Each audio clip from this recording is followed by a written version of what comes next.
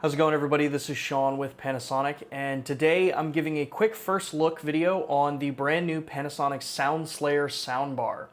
This is a really cool addition to your home entertainment system, whether that entertainment system is in your living room or, like in my case, at my personal computer here, for different kinds of applications, whether you're gaming like I love to do, or you're just enjoying the latest blockbuster movie from Netflix or any of the other platforms out there. Now, what's really cool about this speaker is that unlike normal soundbar speakers that you see on the market that are typically large, designed for large flat panel televisions, this speaker is perfectly suited to sit at home on a standard computer desk. Now, just because it's small and compact in size doesn't mean you're giving up any kind of quality that you would expect from a higher end product. This speaker was designed in conjunction with the team over at Square Enix to really kind of exemplify sound design in a lot of video games, which also provides a ton of benefit for people that are just consuming normal video content. Now, I'm going to cover some of the technical specifications about this speaker, give some of that detail, but then I'm also going to give you some of the setup ideas and setup kind of guidelines to make sure you're maximizing what you can get out of this device when attached to either a computer or even a television system that you're using for your consumption. So as you can see here, I have the SoundSlayer set up on my desktop here. Now, I'm running this in the more kind of traditional way I think a lot of people are going to have this speaker set up for video gaming and for video consumption while you're sitting at your desk. So what that means is I have the HDMI cable coming out of my graphics card into the SoundSlayer and then using the SoundSlayer to pass through that HDR video into my monitor. Now, you do have another option for this if you don't want to utilize this as an HDR image pass-through device. You can also utilize the optical cable interface for audio transfer as well. You just want to make sure that you have the proper cable and you're being delicate with those cables because they do typically act a little bit more fragile than an HDMI cable. So now once the speaker is attached and in line with the HDMI signal, all you have to do is make sure that Windows is sending the audio over the HDMI device, which it will pop up and tell you that this is the device for audio output. The only other thing that you're going to want to really go in and make sure you do for setup is go to the Dolby Atmos app on Windows and make sure that you're enabling the Dolby Atmos for home theater sound profile. This makes sure that you're getting the maximum quality out of the audio that is being sent over, as opposed to just having it default set in stereo, 5.1 or 7.1 surround sound. What's also cool is that you have a ton of additional capabilities with the speaker that you typically don't find in normal PC desktop style speakers. That's the addition of the DTS-X and DTS Virtual X, which give you that kind of spatial sound that really works great in platforms of different kinds of games where you may be looking at first-person shooters where you want to be able to tell in a three-dimensional space where that sound is coming from. And talking about video gaming sides of this speaker, as I said before, was co-designed from a sound perspective with the team over at Square Enix for Final Fantasy. That means that there are a number of profiles built into the speaker that really optimize your audio playback depending on the kind of content that you're playing. So those first-person shooter modes, you're going to get that surround kind of spatial effect so that you can tell where something is coming from in a three-dimensional space.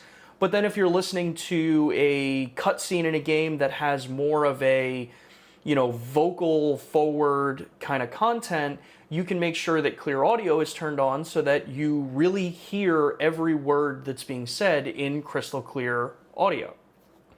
There's also an RPG mode which kind of balances the sound out to be more of that kind of surround sound, but not necessarily three-dimensional sound, to really exemplify the work done by sound engineers in video games where they really want you to be immersed in that space.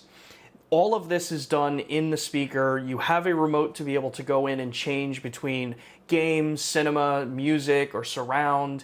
It really just kind of makes it so easy to get all of these different kind of high quality audio profiles without having to mess around in a control panel on a computer or really worry about having multiple speakers set up in a room where it may not be feasible for you.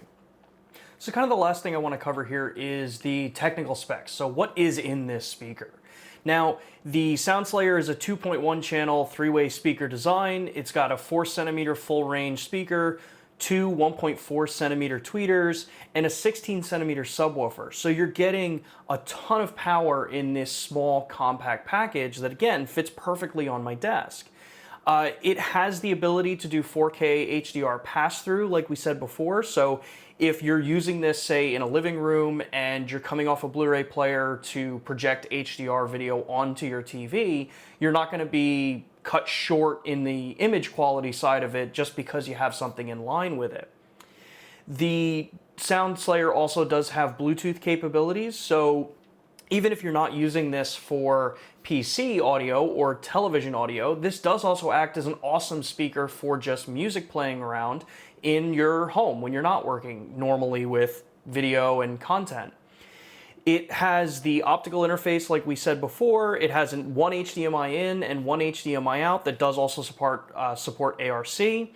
And it's an 80 watt rated speaker. So you're gonna get really loud audio, but you're not gonna be running into those normal situations with loud speakers where they're not tuned. This is super high level tuning so that you can boost audio really loud and not have issues where you get that clipping or you get that kind of breakup of a sound. It ends up being such a powerful tool that loves to sit here on my desk or sit in my living room, and it just immerses the living room in sound. Now, what's also cool is this speaker does also support, like I said, those 3 different game modes depending on the style of gaming that you're playing. It supports the Dolby Atmos sound profile, so you're going to get the high quality audio that's been designed by the filmmakers and the audio engineers to really maximize your experience. And it supports DTS-X and DTS Virtual X for that spatial sound effect. So all the technical specs and all of the kind of cool things that you can do with this are great, but how does it sound in game and in video? Well, in my short time with this, I can say that this speaker has really changed how I consume media on my computer. Since I love playing video games, I like playing, first-person shooters and RPG style games. Normally, I'd be wearing a headset, to kind of isolate the sound, give myself that 3-dimensional space effect. But the downside of that is that you become so isolated in the content that you're working in that you kind of miss what's going on around you. Say someone comes to the door, the dog barks. It becomes overly immersive in my opinion. With this speaker, I can get the exact same effect that I'm having with over-the-ear headphones while still being able to actually interact with the environment around me. So I'm not losing any of that quality, I'm gaining actually more flexibility. So outside of gaming, if I'm watching YouTube or I'm reviewing a video that I'm editing and I'm working on, very detailed sound, I have something that's going to give me, near reference quality in a super compact package that honestly also looks really good on the desk too. Now that's one of the things that I love most about this is that I can have this sitting on my desk with the RGB that my desk and my computer have, but then when I put this on my entertainment center out in my living room, it's not overburdened with, crazy RGB in a space that it might not really fit. So it really, from a design perspective, matches pretty much any environment you want to put this thing in. It fits great, like I said, in my living room because it's a fairly monochromatic layout in my home entertainment system. But then when I put it into this platform that's got, obviously the red lighting, all the different accent lighting that I have, it also fits really well. It's a really cool product that was designed with multiple applications in mind that doesn't cut corners in the actual quality that you're getting out of it. So this was my first look at the Panasonic SoundSlayer soundbar. Like I said, it fits great on my desk here, it fits great in my living room, and it really does just kind of encapsulate that quality that you come to expect from Panasonic. So make sure to take a look online for information about this speaker and check it out in stores near you.